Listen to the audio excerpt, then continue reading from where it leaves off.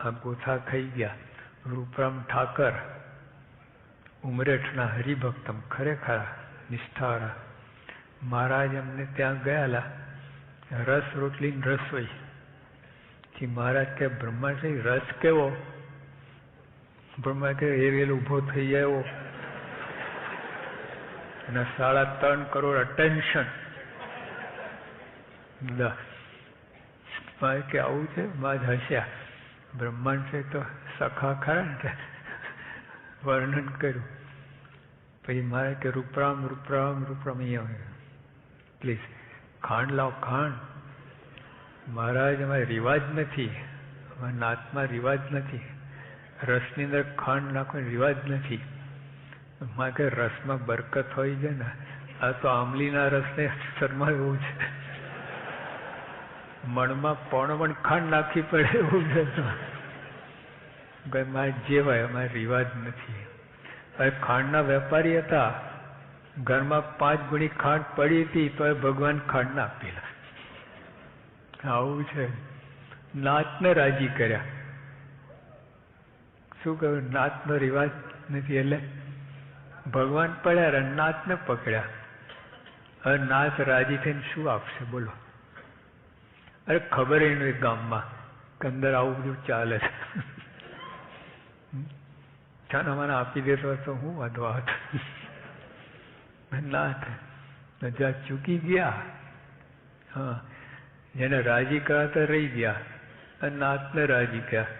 નાથે શું આપ્યું અમને? કાંઈ નહીં. એવું થઈ જાય. એટલે તે નાથને રાજી કરો એની ના નથી, પણ જયારે પસંદગી કરવાની આવે ને ત્યારે આ બાજુ ઢળું. હા, નાથ રિવાજ જે હોય રાખો બધા, ત્યાં જે કોઈ તોડવાની જરૂર નથી. કેફમાં ખોટો કેફ રાખવાની જરૂર નથી. બધું ત્યાં જે તે હોય તે વર્તવાનું. પણ આવો પ્રસંગ આવે, ઓપ્શન, તમારે બેમાંથી કયું કરવું તે વખતે અમને રાજી કરાવે કે આ રાજીપો કામમાં આવશે. નાતનો કંઈ કામ આવે. જો બીજો દ્રષ્ટાંત છે, ગલુજી. તમારે દડુસરના ગલુજી હતા. હવે એમના બા ધામમાં ગયેલા, અને મહારાજના સમાચાર કે મહારાજ કે અમારે બપોરે ત્યાં જમવાનું છે. અમારે અમે જઈએ તો બીજે ગામ, તો રસ્તામાં તો ગામ આવે છે એટલે અમે જમીને આગળ જઈશું. હવે શું કરવું? હવે એમના બા ધામમાં ગયા છે. હજુ મહારાજને રાજી કરીને પસંદગી કરીને મહારાજ આવી જાઓ, વાંધો નહીં. એમના બાને ધામમાં ઉપર પાટલામાં ગોઠવી દે, કોઈને જાહેર ના કર્યું ગામમાં કે આવું બન્યું છે. મહારાજ આયા, બધા સાથે સંતો હરિભક્તો બધાને જમાડ્યા, વરાવા ગયા. મારે કે ઓલું કામ કરી નાખો. મુક્તાને કે મારે કયું કામ? મારે કે તમને કહેવા જેવું નથી. મને કહેવાય એવું? હા, ગલુજી વાત કરો, તમે શું કર્યું બોલો? કે મુક્તાન સાહેબ તમે જ્યાં બેસીને જમતા હતા ને એનો પાટલો હતો, પેલું હોય ને, હા પડે, હા, તો એના ઉપર મારા બાનો શબ હતો. મુક્ત એકદમ હબકાઈ ગયા. અરે આ શું કર્યું? એટલે મારે કે તમને કહેવા જેવી વાત નથી. પછી મહારાજ કે કઈ સમજણથી ત્યાં કરી વાત કરો. કે મહારાજ પવિત્ર આપણે છે ને પેલા લીપણ હતું આપણા જૂના જમાનામાં, લીપી નાખે એટલે પવિત્ર થઈ જાય. હવે ગાયનું છાણ મીન્સ ગાયનું વેસ્ટ મેટર અને પાણી. ગલું છે કે મહારાજ ગાયનું વેસ્ટ મેટર અને પાણી પવિત્ર કરે, તમારા પગલા પવિત્ર ના કરે. મુક્તા ભેટી પડ્યા આ ગલુજી. વાહ, ધન્ય છે ગલુજી, ખરા ભક્ત હતા.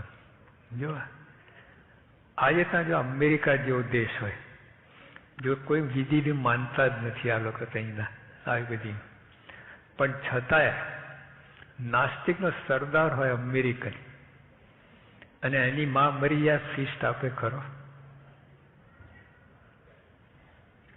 વિચારો જેવી વાત છે. આટલું તો એને વિવેક હોય.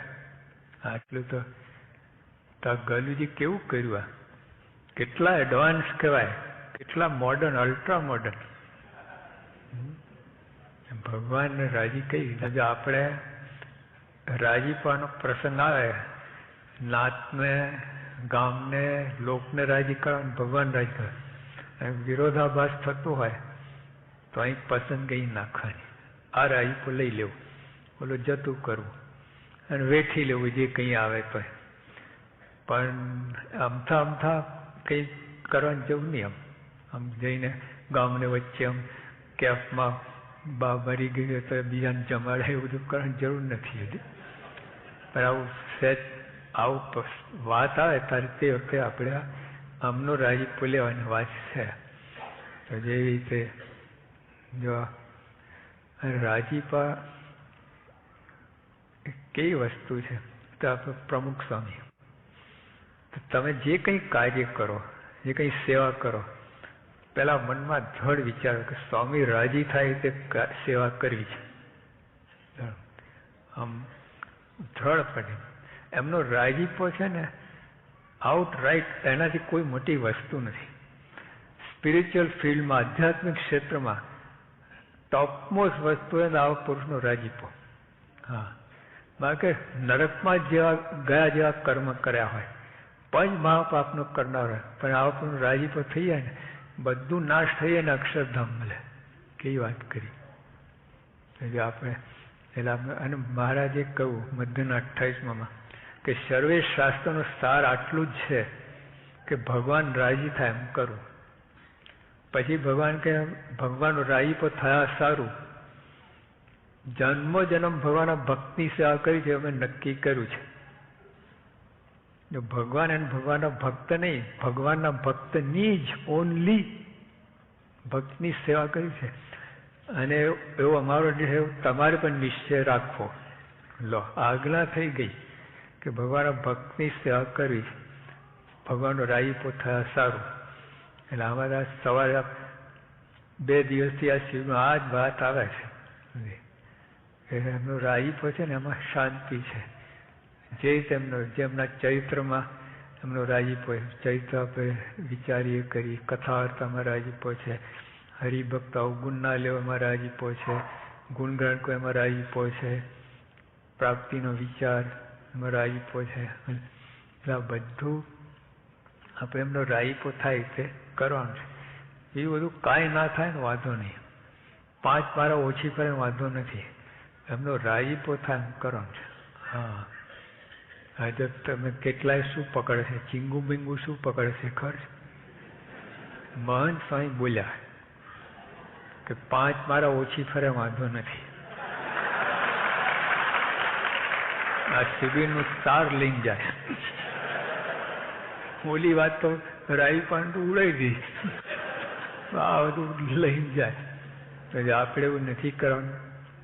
આવો અવસર આવ્યો, ભગવાન સ્તન મળ્યા છે ને, ધન્ય ભાગ. અનંત જન્મથી ભટકે છે. હવે જો આ જન્મમાં ચૂકી ગયા, આપણે ડાપણ કર્યું, દોઢ ડાપણ કર્યું, બધું રહી ગયું, શું કમાણા? એટલે ખાસ ધ્યાનમાં રાખે એમનો રાજીપો શામાં છે એ જાણી લેવું, પછી એ કરવું. અને જેમાં એમનો રાજીપો નથી ના કરવું. આટલું જ કરવાનું છે આપણે. મારે કે એમનો રાજીપો તો અહીંયા જ અક્ષરધામનું સુખ આવે તમને, આવા જવાની વાત જ રહેતી નથી. દેહ મૂકી જેને પામવા દેહ છતાં જ મળ્યા. લો, એવા સંતો હરિભક્ત યોગી આપવાની, બાપા સાચા સમાધિ કરાવતા, તમે કરાવો ને. સમજો તો સમાધિ જ છે, જેને સ્વામી જોવાના એ તમારી સામે છે. હું તમારી સમાધિ વાત કરું, હજી આવું છે. એટલે આપણે આ સ્વામી ભગવાન રાજીપો થાય એ બધી વાત ધ્યાનમાં રાખવી અને એ બધું કરવું. અને જેમાં રાજીપો નથી એ વાત ન કરવી. ના એ સહેલું. આમ જો વાત સમજી જાય ને તો આનંદ પાર નથી. પણ ના સમજાય પછી એટલું મોટું, એટલું ગૂંચવણ થાય, એવું બધું થાય ને, તમે દુઃખી થાવ ને બધાને દુઃખી કરે એવું થઈ. એટલે આ અવસર ચૂક્યા જેવું નથી. અનંત ક્યારે આ ભગવાન સંત મળ્યા નથી આપણને, ક્યારે ફર્સ્ટ ટાઈમ આપણને મળે છે. હવે જો આ લોકમાં કંઈ એવો અવસર આવે ને તેમ સારી મોટલ મળે, સારી શોપ મળે, ચૂકો છો? અમે લોન કરીને આમ તેમ આગું પાછું કહીને બધું લઈ લઈએ છીએ. ત્યાં અમનો રાહીપો લઈ લેવાનું ગમે એમ કહીને. કેનેડામાં કેલ્ગરી ટાવર છે, એ 190 મીટર ઊંચું છે. એનું વજન 10,884 ટન. 60% વજન જમીનની અંદર છે. 6349 ટન જમીનમાં છે ને 4535 ટન ઉપર. એટલે મોટા ભાગે 60% જમીનમાં. તમારે અમ્પાયર સ્ટેટ બિલ્ડિંગ છે, ટ્વિન ટાવર તો પડી ગયા.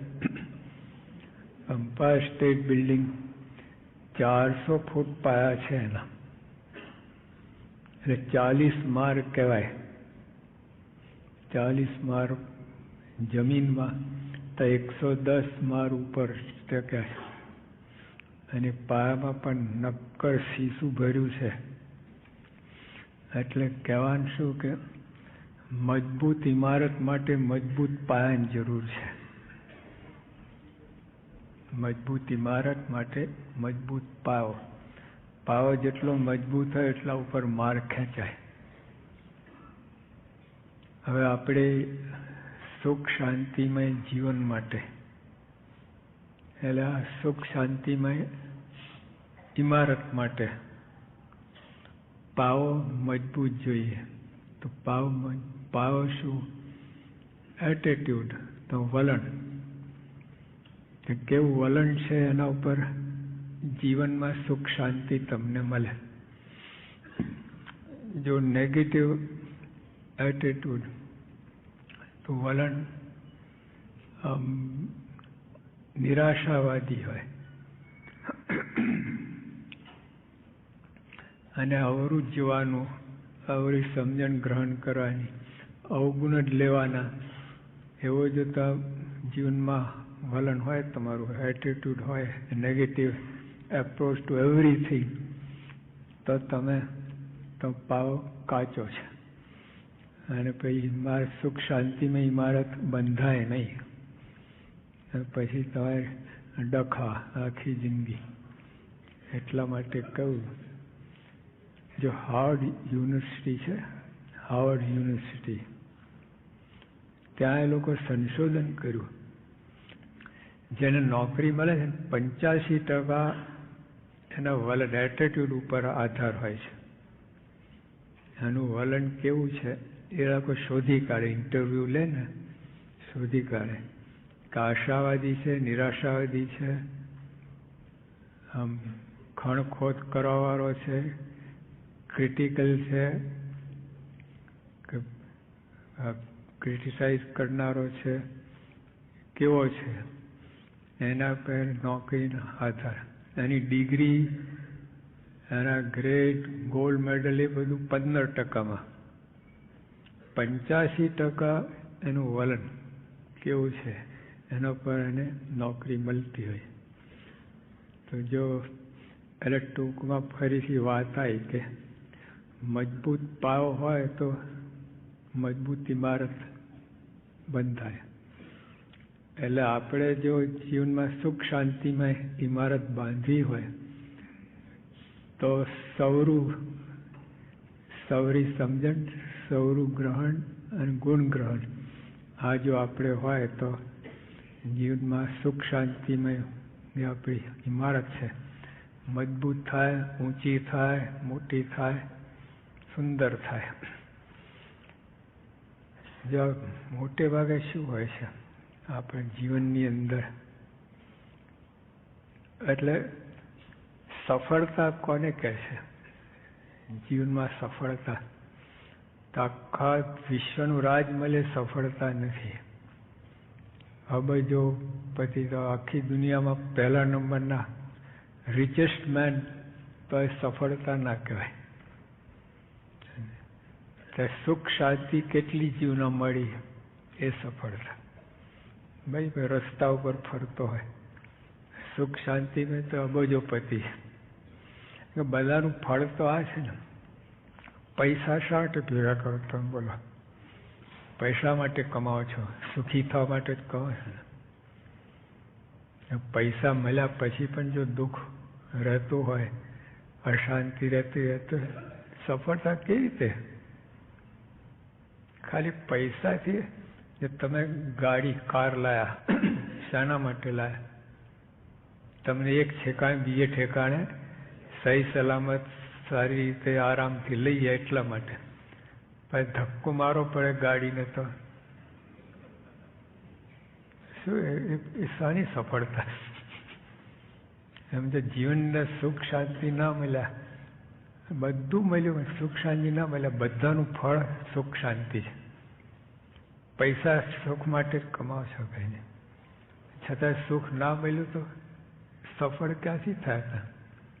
ફળ તો આવ્યું નહીં. આખું ઝાડ ઊભું કર્યું. યોગી આપા મહુવા ગામમાં હતા, આપણે ભગતજી બાનું મહુવા, તેમની ડેરી પ્રતિષ્ઠા વિધિ હતી. પછી બાપાએ ત્યાં નારિયેલની વાડી છે ને, ત્યાં જ આરામ કર્યો બપોરે. છાંયડો હતો સરસ. પછી બાપા માનસિક કરીને બેઠા થયા ત્યારે વાડીનો માલિક આવ્યો. એને એક નારિયેલ બતાવ્યું. સ્વામી આ 80 વર્ષની થઈ છે, એક નારિયેલ આપ્યું નથી. 80 વર્ષથી આ બીજી નારિયેલું ભેગા પાણી પીએ છે, ખાતર ખાય છે, બધું, પણ ફળ નથી આપતી. આવું છે. યોગી આપે થાબડો આશીર્વાદ આપે નારિયેલીને, બીજે વર્ષથી શરૂ થઈ ગયું. 80 વર્ષે દીકરો આવે ના જેવો, અને પણ ડઝન બંધ.